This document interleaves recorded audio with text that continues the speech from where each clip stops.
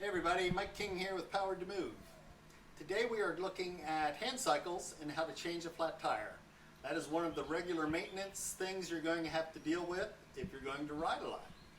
So I want to show you the different types of front wheels you will encounter as well as the back wheels.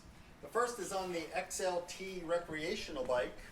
You have an internal gear system which requires 2 wrenches to take off the bolts, and they are 5/8 inch wrenches. And then of course you also have to deal with the chain. As compared to the longer distance, more competitive bicycle, you have a quick release front wheel, which all that is a lever you loosen and deal with the chain, of course, on the external gear system and pull the wheel off. You also have different style back wheels. On the XLT recreational bike, you have a quick release, which is that black button right there in the middle. You just push it and pull the wheel off. On the competitive bike, you have a 1/4 inch Allen wrench, which is a screw-in wheel, and it requires the 1/4 inch Allen wrench, which I have here in my hand. Other tools you're going to need are right over here, and they are your Park tire lever, the blue colored wrenches there, which helps in getting the tire off, or you can use a flathead screwdriver. And today we are changing a 650 26 inch wheel, and that's the tube that we need.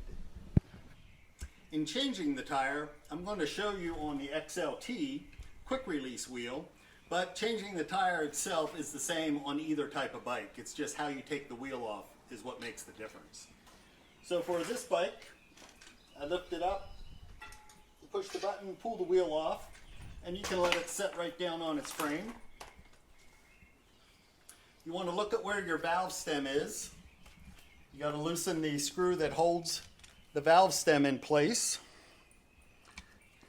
Rotate it to the opposite end. Your tire iron has 2 different ends on it. One is for clicking into your spoke to hold it in place. The other is to pry the tire out. Push it back with your thumb, put the wrench in, and pry it out. I should have gone to a place where the reflector wasn't. And you can hook it on your spoke.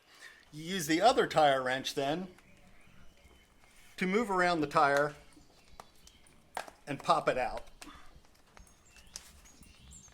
It takes a little bit of force to get it down in there. And of course, after you get a couple of it loose, you can just put your thumb in and go all the way around, loosening the tire from the rim. Then you are pulling the tube out.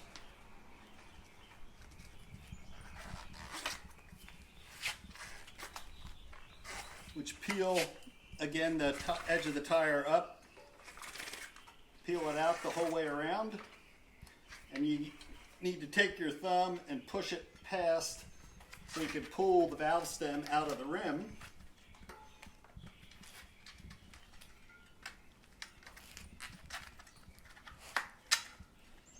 Of course, this tube is no good being a high pressure tire, so you just discard them.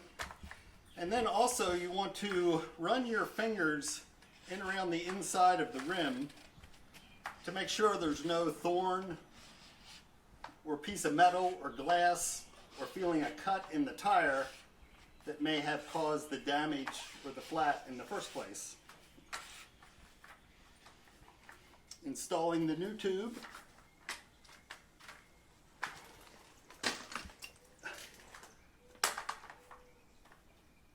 Naturally, you pull it out of the box. That screw that holds the valve stem from going in when you pump it up, you got to take that off. I just lay it on my lap here.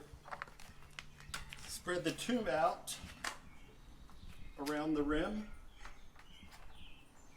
It makes it easier for installing it. And again, you push the tire down as far as you can to stick the new tire or new tube in. And then you have to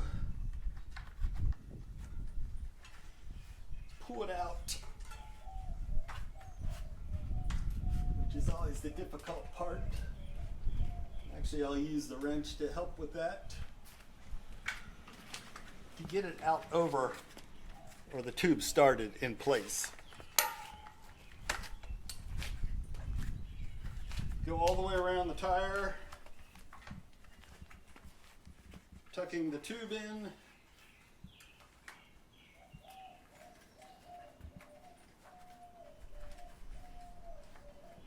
I'm going to make sure it's not twisted, but going in there flat.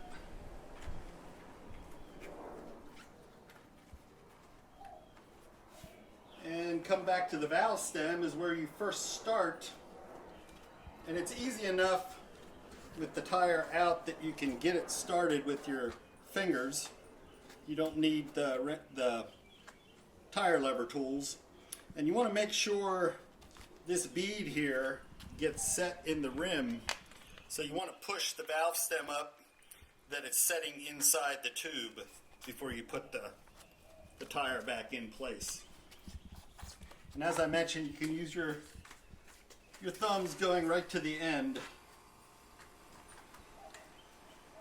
Put it back up vertical, which helps me get it back in place. And when I get to the end, it gets a little more difficult. So I get my tire wrench again, and I'm using it the opposite way this time. You want to put the groove down in toward the rim so you're not pinching the tube as you put the tire back in place.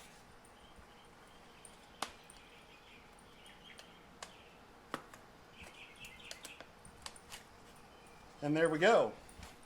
And you put the nut back on.